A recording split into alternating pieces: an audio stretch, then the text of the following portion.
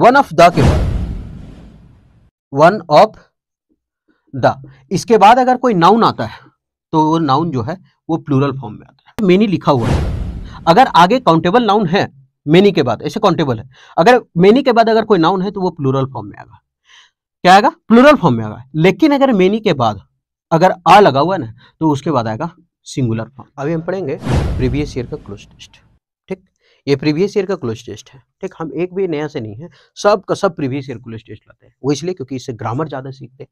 इसमें ऑप्शन देखते हैं भरना कौन है, नहीं भरना है तो क्यों नहीं भरना है। ठीक, आपको अगर तेजी से अगर ग्रामर सीखना है, अगर लगता है कि ठीक है तो आप पीछे का क्लोज टेस्ट देखिए। अगर आपको लगता है कि हम कुछ सीख रहे हैं तो आप हमारे साथ कंटिन्यू रहिए।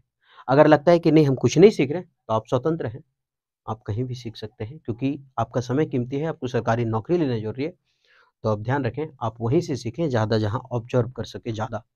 ठीक है, जहाँ ज़्यादा सीख सके। तो चलिए आगे बढ़ते हैं।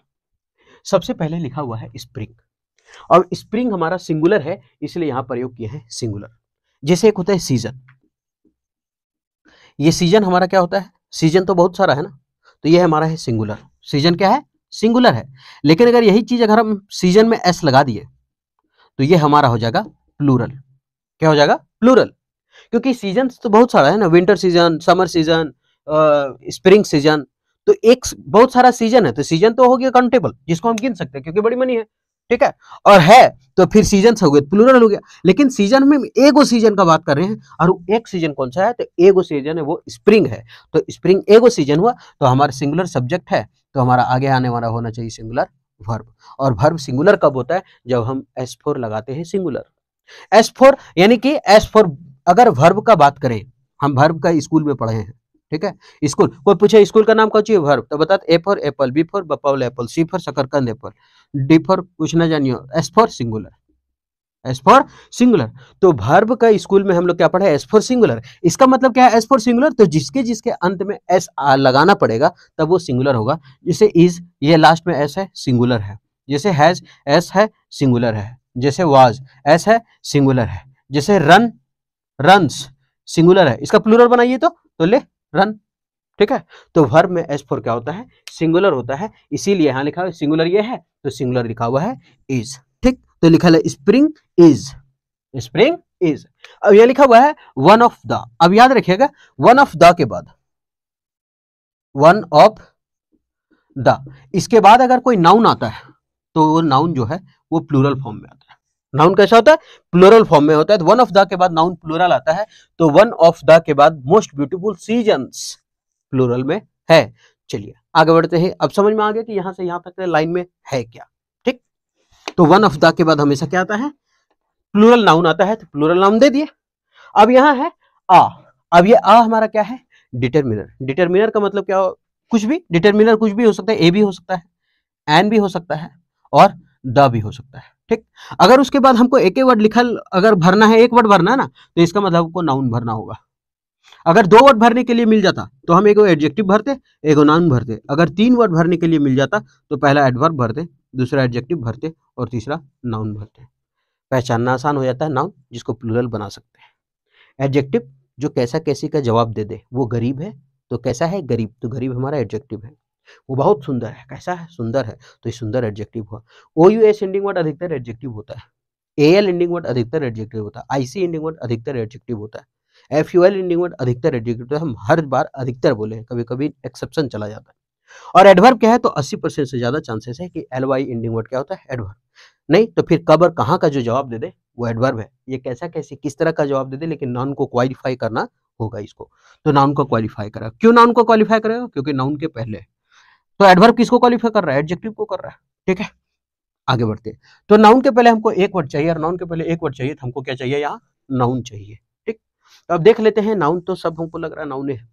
ठीक है, अच्छा प्रोग्रेस। सबसे पहले ये लिखेंगे सीजन का बात है। Spring season is one of the most beautiful season. कैसा है? तो सबसे सुंदर सीजन है। अब progress between winter and summer, क्या ठंडा से, विंटर से लेकर के समर तक, गर्मी से लेकर के, ठंडा से लेकर के गर्मी तक कुछ प्रोग्रेस तो हम लोग करते हैं। ठीक, तो सीजन नहीं, तो ये ऑप्शन खत्म हो जाएगा। बचा है अल्टरेशन और ट्रांजिशन और कन्वर्जन। मतलब क्या होता है कि ये सब जो मतलब बहुत सुंदर सीजन है, अगर हम आगे पढ़ें तो स्प्रिंग सिग्निफाइज, ये सिग्निफाई करता है आइडियाज ऑफ रीबर्थ। रीबर्थ का मतलब दोबारा जन्मने के आइडिया को ये सिग्निफाई करता है, बताता है। दोबारा जन्मता है, दोबारा जन्मता है, ठीक है। दोबारा जन्मता है, किसके दौरान जन्मता है? तो विंटर से लेकर के ये समर, गर्मी आने तक, ठंडा से लेकर के गर्मी आने तक के बीच में ये काम होता है। और ये जो काम होता है तो अल्टरेशन नहीं होगा। अल्टरेशन होगा क्यों नहीं बताते हैं। ये अल्टर लिखा है ना, ALTER, ALTER, इसका मतलब होता है चेंज करना। अल्टर का मतलब क्या होता है? चेंज करना। क्या चेंज करना? जैसे कपड़ा हम लोग अल्टर करवाते हैं, मान लिया वो कपड़ा लिए पातर दुबर ये झोला जैसा हो तो एक काट के सीधे, तो वो अल्टर है। एक होता है अल्टर, कंफ्यूज नहीं होता है, होना है। एक होता है अल्टर, ये अल्टर का और ये अल्टर में थोड़ा सा चेंज है, क्योंकि वन वर्ड में पूछ देता है कभी कभी, है ना। तो अल्टर मतलब चेंज, बदलाना, कपड़ा अल्टर करवाना, है ना, छोटा बड़ा करवाना, चेंज करना। और ये अल्टर का मतलब होता है ये अल्टर, हालांकि पढ़ते हैं अल्टे और इसको अल्टर, अरे पता ना, हम तो इतना मेहनत से इंग्लिश पढ़ी और फिर आर साइलेंट कैसे कर दी, वो तो बोले मजा होगा। अल्टर, तो ये अल्टर का मतलब होता है, चर्च उर्च में देखेंगे कि एक टेबल रखल होगा जहां पूजा पाठ का सामान सब रखता है, और वही जो भी करता है वो लोग पूजा पाठ का सामान रखता है, उस टेबल को हम लोग कहते हैं अल्टर। ठीक, पूछ देता है, याद रखिएगा। तो ये हो गया। तो ये तो होगा नहीं, क्योंकि यहाँ बोला है कि ये बदलता है, और बदलता है मतलब क्या होता है कि ये जो परिवर्तन है वो ठंडा से लेकर के गर्मी के बीच में होता है। बिटवीन अपने साथ याद रखिएगा हमेशा टू लेता है। बिटवीन क्या लेता है हमेशा? सॉरी, बिटवीन हमेशा एंड लेता है। और कौन? तो बोथ, बोथ हमेशा अपने साथ क्या लेता है? एंड लेता है। फ्रॉम लेता है टू, फ्रॉम क्या लेता है? टू लेता है। तो कौन कौन लिया? बिटवीन एंड लेता है, बोथ एंड लेता है, फ्रॉम टू लेता है। ठीक, तो यहां तक समझ में आ गया। तो बिटवीन एंड है, तो यहाँ बिटवीन के बाद एंड है। चल आगे बढ़ते हैं। कहां से कहां? विंटर और समर तक। अब विंटर से समर तक क्या होता है? ये परिवर्तन होता है। किसका परिवर्तन? किसका चेंजिंग होता है? रीबर्थ होने का, पत्ता झड़ता है, फिर पत्ता आता है ना, ये सभी चीज होता है, तो परिवर्तन होता है। अब हमको परिवर्तन का मीनिंग चाहिए, तो एक ट्रांजिशन का मतलब होता है परिवर्तन, एक कन्वर्जन का मतलब होता है परिवर्तन। अब फंस यहाँ इस बात से जाएंगे कि साला ट्रांजिशन मारे कि कन्वर्जन मारे, क्योंकि बदलता तो दोनों है। आप याद रखिएगा, ये कन्वर्जन का होता है ना, एक रूप से दूसरे रूप में परिवर्तन हो जाना। जैसे धर्म उर्म के मामले में कन्वर्जन का प्रयोग करते हैं, एक धर्म से दूसरे धर्म में जा रहा है, तो एक से दूसरा में जा रहा है, तब कन्वर्जन। लेकिन यहाँ क्या दूसरा में जा रहा है? नहीं, विंटर से समर के दौरान जो पत्ता झड़ा वही पत्ता दोबारा आ गया, मतलब एक अवधि के दौरान जो काम हुआ था वही काम का होना ट्रांजिशन कहलाता है, परिवर्तन कहलाता है। यह है कि दूसरे फॉर्म में चला जाएगा, परिवर्तन होकर दूसरा फॉर्म में चला जाएगा, कन्वर्जन। और ये ट्रांजिशन मतलब एक अवधि, एक समय के दौरान वही चीज होगा जो पहले हुआ था। टक, पता है पहले निकला था, फिर से निकल रहा है, फिर गिरता, फिर एक बार होता, तो इसको कहते हैं बदलाव, ट्रांजिशन। ठीक है, तो यहाँ होगा ट्रांजिशन, कन्वर्जन नहीं होगा। ठीक है, तो यहाँ ट्रांजिशन होगा, तो ये नाउन हो गया। आ के बाद एक ही वर्ड है तो ये नाउन हो गया। तो आ ट्रांजिशन हम बी नंबर लिख देते हैं, जगह नहीं है। ठीक, अ ट्रांजिशन बिटवीन, अब बिटवीन के साथ एंड लगता है, एंड है विंटर एंड समर। और एंड क्या किया करता है ना, एंड दोनों साथ आराम से एक ही चीज को जोड़ेगा। तो यहाँ मौसम है तो यहाँ भी मौसम है। क्या मौसम है? विंटर है तो यहाँ समर है। अगर यहाँ वर्ब वन होता तो यहाँ वर्ब वन होता, अगर टू होता तो टू होता, अगर इधर सिंगुलर होता तो इधर सिंगुलर होता, अगर इधर प्लूरल होता तो इधर प्लूरल होता, अगर इधर नाउन होता तो इधर नाउन होता, अगर एडजेक्टिव होता तो आगे एडजेक्टिव होता। ऐसा एंड का कहानी है। एंड तराजू का बीच वाला कुंदा है, बराबर करके रखेगा सबको, किसी का भेदभाव नहीं। ठीक, तो यहां तक समझ में आ गया। अब फिर से स्प्रिंग है। स्प्रिंग सिग्निफाइज करता है, क्या सिग्निफाइज करता है? आइडियाज, बहुत सारे आइडियाज। क्या आइडियाज को? आइडियाज ऑफ रीबर्थ, दोबारा जन्मने का, दोबारा जन्मने का। किसका? दोबारा। अब ये ऑफ हमारा क्या है? ये क्या है? स्प्रिंग सिग्निफाइज, सिग्निफाई करता है हमारे विचारों को, ideas of rebirth, sorry rebirth के आइडिया को बताता है। अब ये ऑफ क्या है? प्रीपोजिशन। अगर प्रीपोजिशन के बाद कोई वर्ब आया तो वर्ब चौथा फॉर्म में होगा, लेकिन अगर प्रीपोजिशन के बाद कोई वर्ब नहीं है तो आगे आने वाला या तो कोई नाउन होगा, या तो कोई प्रोनाउन होगा, या तो कोई ऑब्जेक्ट होगा। ठीक, तो यहां ऑफ के बाद क्या आया है? रीबर्थ, और ये हमारा क्या है? नाउन है। ठीक, ऑफ के बाद क्या है? नाउन है। अब नाउन के बाद कॉमा है, इसके मतलब आगे आने वाला वर्ड भी कॉमा होगा, क्योंकि एंड के बाद ग्रोथ है, ये भी नाउन है। क्योंकि हम क्या बताया अभी कि एंड के पहले नाउन है तो एंड के बाद भी नाउन है, एंड के पहले एडजेक्टिव है, एंड के पहले एडजेक्टिव, एंड के पहले वर्ब वन है तो एंड के पहले वर्ब वन है, एंड के पहले वर्ब टू है तो एंड के बाद भी वर्ब टू है। तो यहाँ क्या है? ये नाउन है। ये क्या? नाउन है। ऐसे भी कॉमा अगर करके लिखते हैं, सब सेम लिखते हैं ना, जैसे हम लिखते हैं राम श्याम, जैसे हम लिखे राम कॉमा श्याम कॉमा रोहित, सब क्या लिख रहे हैं? एक ही जैसा लिख रहे हैं ना। तो अगर कॉमा देख के लिख रहे हैं तो इसका मतलब सब एक जैसा लिखना है। तो ऑफ के बाद हम क्या लिखे हैं? नाउन लिखा है रीबर्थ, तो हमको कोई नाउन ऐसा चाहिए। तो ठीक है, रिफॉर्मेशन TION, अरे साला नाउन है, कोई बात नहीं। अभी ऑप्शन अगर छाटना चाहें तो छटा जाएगा। कैसे छटा जाएगा बता देते हैं। अभी सबसे पहले ये रीओपनिंग है, रीओपनिंग तो खत्म कर देंगे यहाँ, इस बात से खत्म कर देंगे कि यहाँ बोला कि idea of rebirth, reopening and growth. Reopening का मतलब क्या होता है, किसी चीज का बंद होना, कोई फैक्ट्री बंद हुआ उसका रीओपन हो रहा है, तो ये फैक्ट्री है, पेड़ पौधा कोई फैक्ट्री है, कोई चीज इंजन चलवो थी लेन उन दे के, उसको बिजली उजली की जरूरत नहीं, रीओपनिंग कैसे होगा, तो रीओपनिंग गलत हो गया। ओपन तो कोई चीज होता है जिसको रीओपन किया जाता है, दुकान बंद हो गया, रीओपन किया जा रहा है, तो ये हो गया। तो यहां तो इससे रिलेटेड है नहीं, ये खत्म हो गया। रिफॉर्मेशन का मतलब होता है दोबारा बनाना, जो हम लोग रिफॉर्म करते हैं, रिफॉर्म मतलब दोबारा बनना, और यहां ये दोबारा बनता नहीं है, ठीक है, यहां दोबारा बन नहीं रहा है, वो रीबर्थ हो रहा है। रिफॉर्म का मतलब क्या, रिफॉर्म मतलब दोबारा बनना, ये दोबारा बनता है नहीं, उसका अवधि जो है, उसका एक काल के दौरान वो खुद बनता है, ठीक है, रिफॉर्म नहीं होता, तो रिफॉर्मेशन यहां खत्म हो गया, ठीक, वो भी नाउन था। अब बचा रिवाइव। रिवाइव का मतलब होता है लाइफ, रिवाइव मतलब लाइफ, कि उसकी जिंदगी फिर से बढ़ती है, हाँ रीबर्थ होता है और जिंदगी बढ़ती है, ठीक है, कोई दिक्कत नहीं है। और यहाँ है रीजेनरेशन, इसका मतलब भी होता है फिर से बढ़ना, या फिर इसका मतलब भी होता है लाइफ दोबारा आना। अब फंस गए यहाँ कि साला रिवाइव भरे या रीजेनरेशन भरे, क्योंकि रीओपनिंग छाट दिए थे, कोई दुकान उकान कोई फैक्ट्री उकरी ओपन बंद क्लोज होगा तो रीओपन हुआ। रिफॉर्म होता नहीं है, रिफॉर्म मतलब होता है, एक तो रिफॉर्मर होता है सुधारना, ठीक, रिफॉर्मेशन एक रिफॉर्मर तो सुधारना होता है, तो अगर उस तरीके से अगर हम देखें कि सुधारने का मीनिंग है, तो कैसे सुधार, हम क्या सुधारते हैं उसको जाके, नहीं, तो रिफॉर्मेशन मतलब वो बनता है, तो ठीक है, ये रिफॉर्मेशन हम काट दिए। बचा रिवाइव और रीजनरेशन। रिवाइव का मतलब भी होता है दोबारा जिंदगी, और रीजनरेशन अब फंसते यहाँ इस बात से कि साला मारे कौन ची, दोनों का मीनिंग सेम है, और जब मीनिंग सेम है तो हम एक चीज बताए कि ऑफ के बाद क्या आया है, नाउन, उसके बाद क्या आया है, नाउन, तो हमको यहाँ क्या भरना पड़ेगा, नाउन भरना पड़ेगा। हमारे ION अधिकतर क्या होता है, नाउन होता है, तो ये जो रिवाइव है ये हमारा वर्ब है, और ये हमारा रीजनरेशन जो है वो नाउन है, और हमको नाउन के बाद नाउन ही चाहिए। एग्जांपल लिखते हैं, राम श्याम ये फलना, तो यहाँ होगा नाउन, तो ये A नंबर हो जाएगा ऑप्शन। अब समझ में आ गया कि कैसे कट गया। आगे बढ़ते हैं। इन दिस सीजन, इस सीजन में, इन दिस सीजन, इस सीजन में, the axis of the earth, जो पृथ्वी की धुरी होती है ना, the earth, the sun, the moon लगता है ना, क्योंकि सिंगल है, तो the axis of the earth, earth की जो धुरी है इंक्रीजेज, बढ़ती है, क्या करती है, इंक्रीजेज। अब ये इंक्रीजेज क्या है, अर्थ, द अर्थ इंक्रीजेज, बढ़ती है, यहां क्या लगा, यस, मतलब सिंगुलर, क्योंकि द अर्थ हमारा क्या, singular, the axis of the earth increases, क्या बढ़ता है, द एक्सिस बढ़ता है ना, तो ये हो गया, तो इसके लिए क्या लगा, इंक्रीजेस। अभी क्या बढ़ता है, इट्स, अपने, टूवर्ड्स द सन, मतलब सन की ओर क्या होता है ना, कि अर्थ की धुरी, मतलब क्या बोलता है कि जो द अर्थ है उसकी जो एक्सिस है धुरी, वो आगे बढ़ती है, और वहां सूर्य, सूर्य की ओर क्या होती है, क्या सूर्य की ओर गिर जाती है पृथ्वी, हम बोले कि पृथ्वी की जो धुरी है सूर्य की ओर क्या होती है, गिर जाती है, गिरता नहीं है। डीप और ड्रॉप दोनों गिरने का सेंस देता है, ये ऑप्शन खत्म। डीप और ड्रॉप किसका सेंस देता है, गिरने का, और गिरना का सेंस दिया, इसका मतलब खत्म, क्योंकि पृथ्वी की धुरी सूर्य की ओर गिरती नहीं है, सूर्य की ओर झुकती है, और झुकना का मीनिंग यहां पर देखेंगे, डीप और ड्रॉप गिरना हो गया, तो ये ऑप्शन खत्म। बचा हमारे पास इंक्लाइन, और बचा हमारे पास टिल्ट। अब फंसते यहां कि साला दू को झुकना है, और जब झुकना दूगा तो मारे क्या, कि पृथ्वी की जो धुरी है वो सूर्य की ओर झुक जाती है, और इट्स टूवर्ड्स द सन, अपने सन की ओर क्या होती है, झुक जाती है। अब झुक को इंक्लाइन है और टिल्ट है, अब दोनों में थोड़ा सा अंतर है।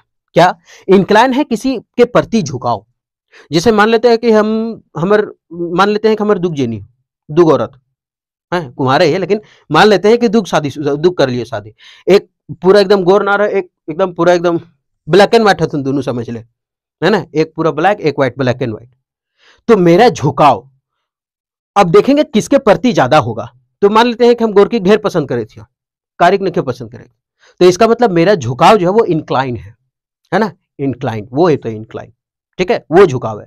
लेकिन जब एक्सिस का बात करें, जब धुरी का बात करें, पृथ्वी की धुरी का झुकने का बात करें, तब वहां प्रयोग करते हैं टिल्ट। तो अब समझ में आ गया होगा कि इंक्लाइन और टिल्ट में क्या अंतर है। इंक्लाइन का मतलब किसी प्रति की ज्यादा झुकाव होना, जैसे मान लेते हैं तुम क्या खाएगा, हम यही खाएंगे, हर बार तुम यही खाता है, इसी के प्रति तुम्हारा झुकाव, वो होता है झुकाव। किसी के प्रति ज्यादा झुकाव होना मतलब अपन समझ लिया अपन, लेकिन जो ऐसे समझ ले, झुकाव दोनों है, इंक्लाइन और टिल्ट, लेकिन टिल्ट जो प्रयोग होता है वो धुरी में होता है, बस समझ ले, बाकी सब में इंक्लाइन मार दो, बाकी दुनिया गोली मार के से याद रखे, ठीक। तो इसका मतलब है टिल्ट, और ये जो टिल्ट है वो सूर्य की धुरी के झुकाव में आता है, तो यहां होगा इट्स टिल्ट। छोटा था इसलिए लिखिए। स्टिल्ट यानी कि टुवर्ड्स द सन, किसकी ओर है? सन की ओर झुकाव है। आगे द लेंथ, ये द हमारा क्या है? डिटरमिनर। वही बोले अगर एक वर्ड है तो नाउन है, तो ये हमारा हो जाएगा नाउन। यह है ऑफ, ऑफ के बाद कोई वर्ब है तो वर्ब का फोर, नहीं तो कोई नाउन होगा, तो हमारा डिटरमिनर है और उसके बाद एक वर्ड है, नहीं एक वर्ड नहीं है। डेलाइट रैपिडली इंक्रीज, ठीक, डेलाइट रैपिडली इंक्रीज, तीन वर्ड हो गया। इंक्रीजेज ये बढ़ता है, रैपिडली इंक्रीज, हाँ ठीक है एक है, तो ये हमारा नाउन हो गया। कैसा बढ़ रहा है? रैपिडली इंक्रीजेज, एकदम तेजी से भाग रहा है, ठीक है। तो तीन वर्ड हो गया। अब तीन वर्ड का जो खेला है आप लगा सकते हैं, एक वर्ड है तो नाउन, दूसरा वर्ड एडजेक्टिव और नाउन, तीसरा वर्ड है एडवर्ब एडजेक्टिव नाउन, तो आप लगा सकते हैं the day light rapidly increases, ठीक। आगे फोर, फॉर द रिलेवेंट, किसके लिए? तर्कसंगत के लिए, हेमिस्फेयर, तर्कसंगत हेमिस्फेयर के लिए, मतलब रिलेवेंट का मतलब जो मेलजोल में हो, ठीक है। तो रैपिडली इंक्रीज, कुल मिलाकर बोल रहे हैं कि the length of the day light rapidly increases, मतलब जो दिन का समय है वो हमेशा बढ़ते रहता है। हेमिस्फेयर कहाँ? हेमिस्फेयर मतलब क्या होता है? अर्धगोला, तो यहाँ पर भूमध्य रेखा पर, इसका कहने का मतलब है यहाँ जो है वो दिन और रात, मतलब जो दिन की अवधि है हमेशा बढ़ते रहता है हेमिस्फेयर पर, अर्धगोले पर, ठीक है। ऐसा है इसका कहने का मतलब। आगे मेनी फेस्टिवल्स, अब ये थोड़ा मेनी का कहानी समझते हैं। अगर मेनी लिखा हुआ है, अगर आगे काउंटेबल नाउन है मेनी के बाद, ऐसे काउंटेबल है, अगर मेनी के बाद अगर कोई नाउन है तो वो प्लूरल फॉर्म में आएगा। क्या आएगा? प्लूरल फॉर्म में आएगा। लेकिन अगर मेनी के बाद अगर आ लगा हुआ है ना, तो उसके बाद आएगा सिंगुलर फॉर्म। मेनी के बाद अगर आ है तो क्या आएगा? Singular form. लेकिन अगर छुछे मेनी है तो क्या आएगा? Plural form. लेकिन अगर लिख दे a great many, a great many, तो इसके बाद आ जाएगा प्लूरल। नहीं समझ में आया ना? साला कैसे याद रखिए यार, तीन तीन को टेकला बताते जाओ हमेशा खाली, तो याद रखिए मेनी प्लूरल, मेनी प्लूरल, बस ये सब गोली मारो। पहले करता कि मेनी के बीच में अगर कुछ न को सीधे सीधे प्लूरल, और मेनी के बीच में आ है तो सिंगुलर। ऐसे भी आ किसको दर्शाता है? ए और एन किसको दर्शाता है? सिंगुलर काउंटेबल नाउन को। तभी तो लिखते हैं आ बुक, आ बुक्स लिखेंगे क्या? आ बुक्स तो गलत हो जाएगा ना, क्योंकि आ सिंगल डिनोट करता है, सिंगुलर काउंटेबल नाउन है, तो इसीलिए आ के बाद सिंगुलर आता है। तो यहाँ मेनी है और मेनी के बाद प्लूरल है, ठीक है। तो मेनी फेस्टिवल्स, अब ये प्लूरल है तो इसका वर्ब भी प्लूरल, क्योंकि वर्ब में एस फॉर सिंगुलर होता है। तो यहाँ many festivals are, many festivals are, तो यहाँ मेनी फेस्टिवल्स आर। अब मेनी फेस्टिवल्स आर, हम लोग क्या करते हैं बहुत सारे फेस्टिवल्स को हेल्ड, अब याद रखिएगा हेल्ड फ्रॉम का मतलब होता है किसी चीज की शुरुआत करना, हेल्ड फ्रॉम, ठीक है। मतलब किसी चीज की शुरुआत नहीं करना। हेल्ड फ्रॉम का मतलब होता है तुम कहां से आते हो। हेल्ड मतलब कहां से आते हो, ये नहीं कि हम जवरा से आते हैं चाहे दारू से आते हैं, ये नहीं। हेल्ड फ्रॉम का मतलब उत्पन्न कहां से हुआ, ऐसा होता है हेल्ड फ्रॉम, ठीक है। और या फिर कहां से, चलिए तो हेल्ड फ्रॉम हो गया। आगे है परफॉर्म्ड, तो हम लोग कोई भी फेस्टिवल को परफॉर्म करते हैं नहीं। परफॉर्म तो हो गया कौन? जब हम लोग स्टेज पर जाकर के परफॉर्म करें फेस्टिवल में, तब होता है परफॉर्म करना, तो वो तो परफॉर्म कर गया। रिवर का मतलब आदर करना, मेनी फेस्टिवल्स आर रिवर्ड, बहुत सारा फेस्टिवल आदर किया जाता है कि मनाया जाता है। हम लोग कोई भी फेस्टिवल को सेलिब्रेट करते हैं, ये तो आसान था कि हम लोग कोई भी फेस्टिवल क्या करते हैं? सेलिब्रेट करते हैं। तो हो जाएगा कि मेनी फेस्टिवल आर सेलिब्रेटेड, बहुत सारा फेस्टिवल मनाया जाता है। अब यहां आर के बाद दो ही चीज, इज एम आर। अच्छा बी का क्या रूप है? बी फॉर बप्पा, और बप्पा का 7 गो बेटा, इज, एम, आर, वाज, वर, और बता बिन, बीइंग, ये है 8 गो। अगर इसके साथ वर्ब का तीसरा फॉर्म है तो समझ जाना वो सेंटेंस पेसिव में है। तो आर है ना, आर के साथ तीसरा फॉर्म है तो इसका मतलब पेसिव में मनाया जाता है, ठीक। अगर पेसिव में नहीं होगा तो इसका मतलब वो आईएनजी फॉर्म में होगा, क्योंकि is, am, are, was, where जो है ना, ये एक ऐसा लिंकिंग वर्ब है कि बिना आईएनजी फॉर्म के आता ही नहीं है लिंकिंग वर्ब।